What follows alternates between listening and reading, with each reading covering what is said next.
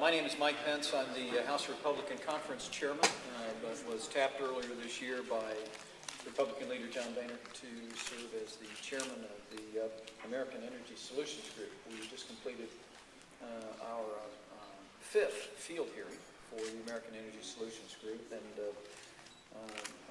then today, as before, we heard overwhelming evidence about the profound harmful economic impact of the Democrats' cap-and-trade legislation on not only the economy of this nation, but most especially the economy in the Midwest. I have said and heard nothing that changes my view that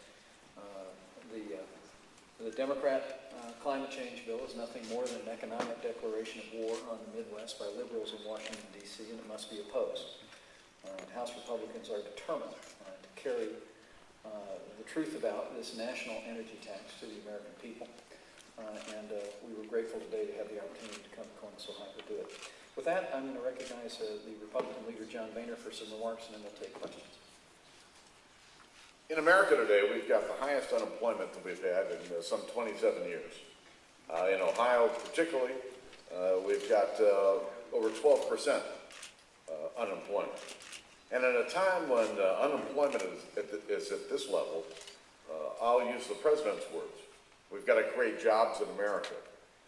And when you look at the stimulus bill that didn't work earlier this year, $800 billion, nothing has come as a result of it. And then you look at the other policies coming out of my liberal Democrat friends in Washington, will not only help create jobs, they will kill jobs in America.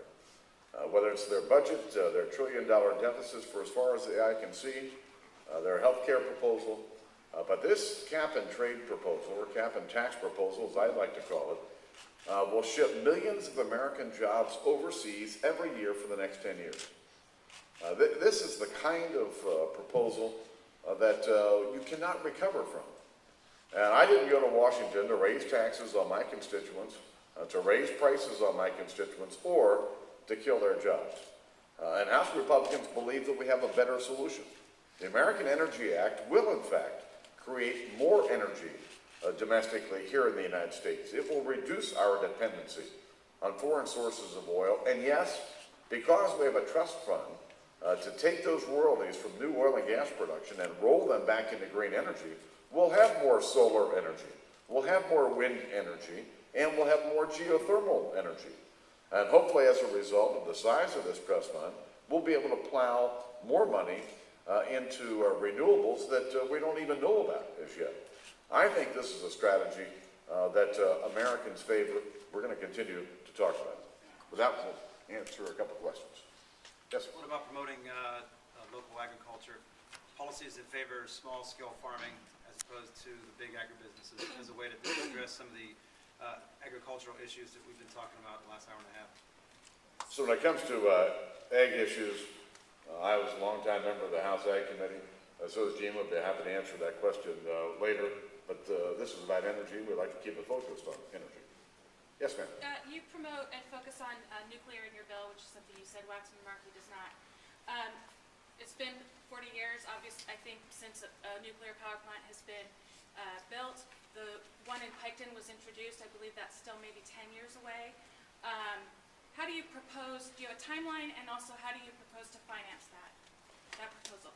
Well, I think the first thing we have to do with regard to nuclear energy is to streamline the permitting process. Today, it may take over 10 years to permit a new nuclear facility. And I think that we can streamline the permitting process without putting any safety issues in play. And I think it's an important part of this, otherwise they'll never get built. Speak to that. Let me speak to that if I may. It would be important to note that the goal in our legislation, the American Energy Act that the leader introduced, calls for 100 new nuclear power plants in the next 20 years. We achieve that through a series of incentives and regulatory reforms that the leader just described. And it's also important to note that Republicans in the House and the Senate have agreed in a bicameral way on the goal of 100 new nuclear power plants in the next 20 years. And that number has also been vetted with people in the nuclear industry who believe that it's achievable. We built the first 100 in 20 years. The technology has only been advanced, only been made safer. And the fact that, unless I stand corrected, the last nuclear power plant that we tried to start to build was over in Indiana, the Marble Hill Nuclear Power Plant down on the Ohio River Valley. And that was when I was going to college back in 1978.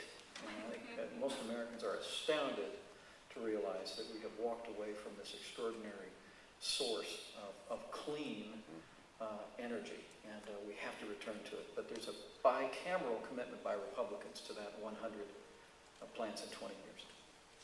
Excuse me. There was some skepticism voiced on the panel about the danger of carbon emissions. Could you talk a little bit about your opinions on man-made global warming? And then two, if your bill doesn't have a cap on carbon emissions, what incentive is there to reduce carbon emissions?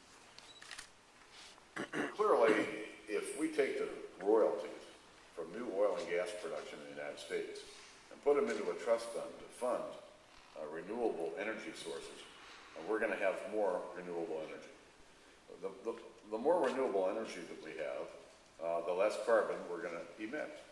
And if you look at the sections in our bill that provide incentives for conservation, for individuals and for businesses, Americans, if you give them the right incentives, they'll use less. But I think there've got to be incentives to encourage Americans to use more renewables, and as a result, we're going to get cleaner air. And can you answer the first part of that question as well? What part was that? Your opinion on man-made global warming? There's no question that we've had climate change in our country and in our world over the last 100 years. There's probably no question that man has something to do with it. But there's also a great debate that continues to rage as to how much man has to do with it and how much man can control this. But I can say this, America alone cannot solve this problem. Punishing Americans in order to favor developing countries like India and China is not in our best interest. And if we're serious about dealing with carbon dioxide, there has to be a worldwide commitment to doing that, or we're just kidding ourselves. And I'm not going to punish my constituents and sell them on a program that isn't fair for others around the world who contribute as much or more to the problem than people in our country. Thank you all very much.